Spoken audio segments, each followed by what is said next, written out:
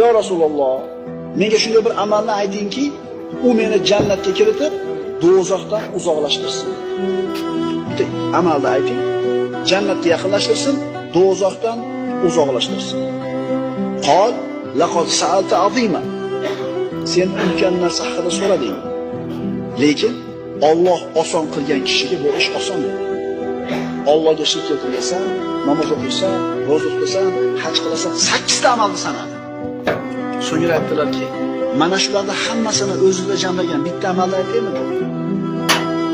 Eng shariatda qiyin bo'lgan, eng muhim bo'lgan 8 ta amalni sanab turib, endi shularga barobar bo'ladigan bitta amalni aytaymi dedi. Ha dedi.